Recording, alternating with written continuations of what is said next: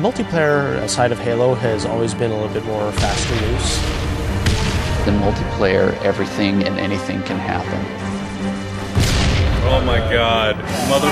Whoa. We need to be either as good as Halo 2, and obviously that is our bar, is as at least as good, better as Halo be better.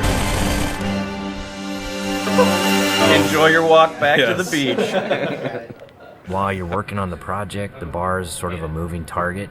It can be intimidating for sure. Typically my morning starts with me weeping at my desk for about 30 minutes, and then I get to work. We've really gotten hardcore about instituting afternoon playtests. Okay, it's territories, 15-second respawn time. And it's become fundamental in how we're working on the game. Oh, Froman! Oh, you're so close! From day one, people have been in there playing it, which really refines the gameplay. It was horrible there. Oh, who broke territories? I think Halo 2 multiplayer has been played like 4 billion times. Competing against yourself is stressful. Coming up with these scenarios that people play over and over again. Now, how can we rethink that and create something that's new and interesting?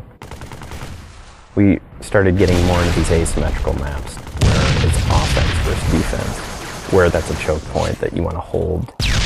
And I think high ground is an example of that. Some of the specific things that we tried out were having a wall that you have to get past. That sort of defined whether you won or lost the game. And then we stuck some towers in, and we put AI gunners on all the towers. So as you're running up the hill, you're just getting tagged by all these AI guys. That's the direction that we went. We're like, whoa, that's way too hard. In this version, the wall is actually perpendicular to the hill. And in the final version of High Ground, that wall has been rotated 45 degrees because it had 2 turrets up here as well as 2 turrets in the other tower. So there was a lot of firepower coming down on the hill.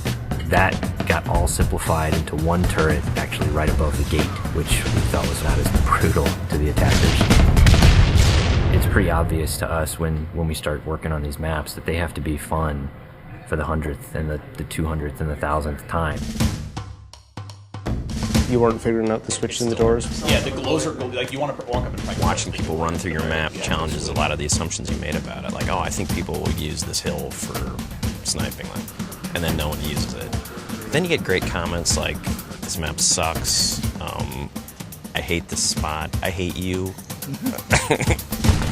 A lot of the time that we spend on these levels are in the details, making sure that the run to a weapon is equal for different areas, getting the distances right for flag captures. Because we make such an effort to place titled objects in a level, like the waterfall, the bridge, the porta potty, people can say the flag is down by the porta potty. That immediately helps with that social aspect. Don't tell them about the porta potty. One of the things that we talked about in pre-production was player movement, and that's where the man cannon came from. There's different ways to move the player around the map. In Halo 1 and Halo 2, we had these teleporters. Although it was a great way to get around quickly, it didn't provide as much inherent danger as the man cannon does. There's almost nothing more rewarding than sniping a guy out of the air as he's man cannoning across the map.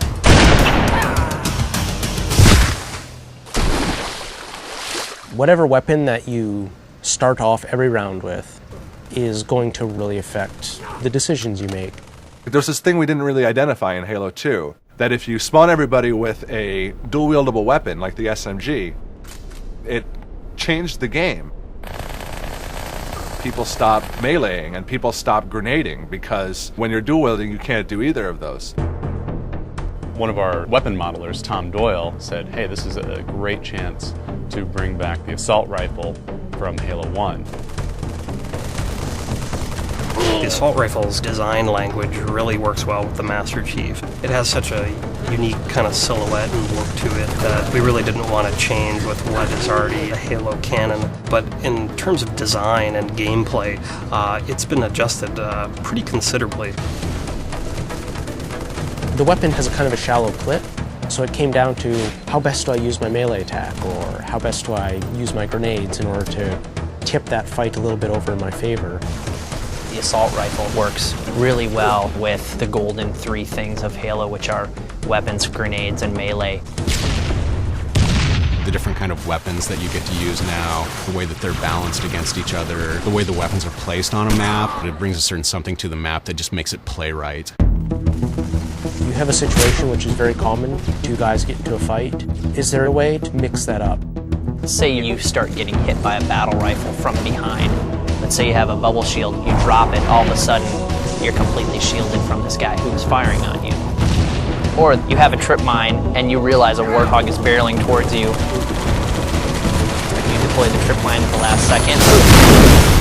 And yes, you die, but you take out those damn bastards that just ran you over. When you are done as a group playing together, the first thing you want to do is talk about it. Every game you play, you're going to be having a save film that you can stop time, shift camera angles. When you watch that. Oh, look at that! This sucks! I think being able to share it with your friends makes the smack talk even more powerful because it's not just, oh, I just shot you in the head from across the map. It's, I just shot you in the head and let's watch it in slow-mo. It's really going to help people improve their play if they can see it from the enemy's perspectives. You'll be able to watch where they go, what weapons they pick up, in what order. We've done a lot of paper, we have all the specs, but there's a significant part of that that's not yet finished. The big challenge ahead of us now is to make sure that we get everything that we can in the game. We're going to be what we're going to be, and we think it's really good, but everybody's expecting it to be really good. So we got to beat those expectations somehow. That's what's tough. Yeah, that's what makes me cry at my desk.